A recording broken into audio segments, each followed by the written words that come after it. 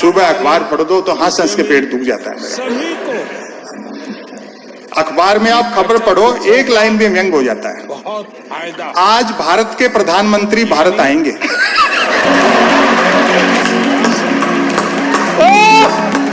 विकास का एजेंडा कहकर के आए थे, कुर्सी मिलते एजेंडे के विकास में लग गए। और सवाल खड़े करो तो जूता निकालते। मैं देश के छोटी प्रधानमंत्री खुद इतने गुस्से में रहते हैं कि जिसको पीटने दौड़ते उससे आगे निकल जाते।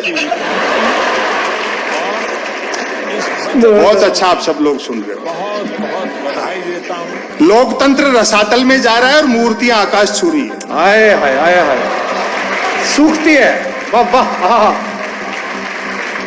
अभी तो कई लोगों ने मुझसे भी कहा कि साहब कुछ आप भी पॉपुलर हो गए इन दिनों, मूर्तियों का चलन का इस समय धूमधड़ाका चल रहा है, किसी चौराहे पे आपकी भी एक खड़ी कर देते हैं, लाख रुपए खर्च कर दो।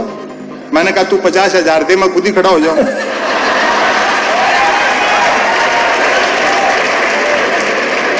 मेरे ये समझ में नहीं आती कि नेहरू को छोटा करने से पटेल कैसे बड़े हो जाए। हाय हाय, वाह वाह। जिस सरदार सरोवर के तट पे पटेल की सबसे ऊंची मूर्ति लगी है, उस सरदार सरोवर परियोजना का शिलान्यास ही पंडित जवाहरलाल नेहरू ने किया। इसलिए अपने जनप्रतिनिधियों से सवाल करो और स्वस्थ लोकतंत्र और प्रजातंत्र की जो बुनियाद है उसको और मजबूत करो। अभी तो बीजेपी के एक सांसद ने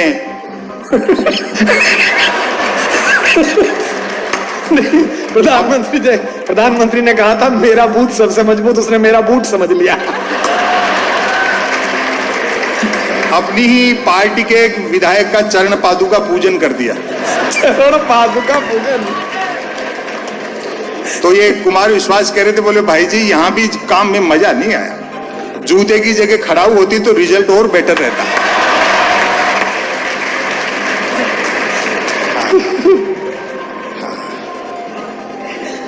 मीडिया के लोग यहाँ बैठे होंगे, ये भी बहुत हंसा रहे हैं सर। ये तो अच्छा वेब पोर्टल का कार्यक्रम है, सुबह अखबार पढ़ दो तो हंस हंस के पेट दुख जाता है मेरा। अखबार में आप खबर पढ़ो, एक लाइन में व्यंग हो जाता है। आज भारत के प्रधानमंत्री भारत आएंगे।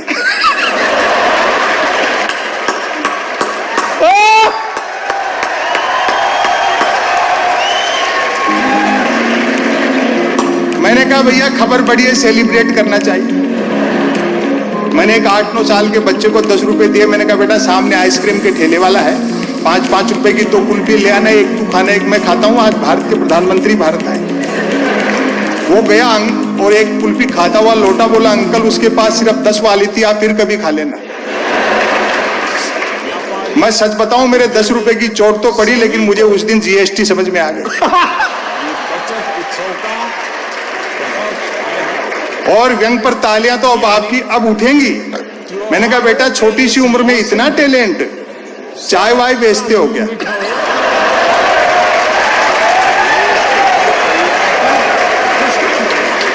बोले नहीं अंकल मैं तो पढ़ता हूं। आप जानते हैं ना अनपढ़ के लिए पॉलिटिक्स के अलावा कहीं स्कोप नहीं है। अच्छा है। मैंने कहा क्यों, साधु बाबा बन सकते हो, डेरा आश्रम खोल सकते हो, कथा प्रवचन कर सकते हो। इस बार जो बच्चे ने जवाब दिया आपकी मोहब्बत मिले, बोले अंकल वो तो और मुश्किल है। साधु बाबा बनने, डेरा आश्रम खोलने, कथा प्रवचन करने के लिए सिर्फ अनपढ़ होना ही काफी नहीं है, अज्ञानी होना भी जरूरी है। कमाल है। दिस इज कॉल्ड संपत्सरण। वाह। गांव का देहात का आदमी किसी मंदिर मस्जिद के झगड़े में नहीं पड़ता, राम तक से मजाक कर लेता है। वो कुमार बाबू एक आदमी का घर था शमशान घाट के पास में, और वो नई नई भैंस लाया। सुबह सुबह जैसे भैंस को दूने बैठा, उधर से एक अर्थी आ गई, राम नाम सत्य, राम नाम सत्य। इतनी भीड़ और झूठे लोगों से राम का नाम सुनकर के भैंस बिदक गई, लात मारा, दूध डुल गया, उस गरीब का नुकसान हो गया। वो जैसे ही दूसरे दिन फिर भैंस दूने बैठा, उधर से फिर अर्थी आ गई, राम नाम सत्य। उस गरीब का पहले दिन नुकसान हो गया था। उसने पहले जाकर के अर्थी वालों से पूछ लिया, क्यों भाई कल वाला लिए घूम रहे हो या कोई ताजा मार लाए?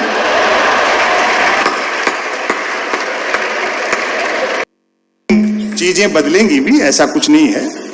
जैसे इंडिया डिजिटल होने से कई फायदे हो गए। आप न सिर्फ 1 करोड़ का लोन 59 मिनट में ले सकते हैं, बल्कि 59 करोड़ का लोन लेकर के 1 मिनट में भाग भी सकते हैं।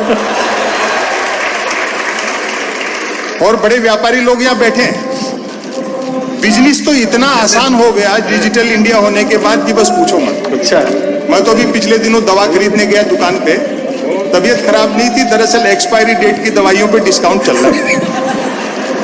संयोग से उस दिन धनतेरस थी, तो दवा वाले ने पूछ लिया आज कैसे।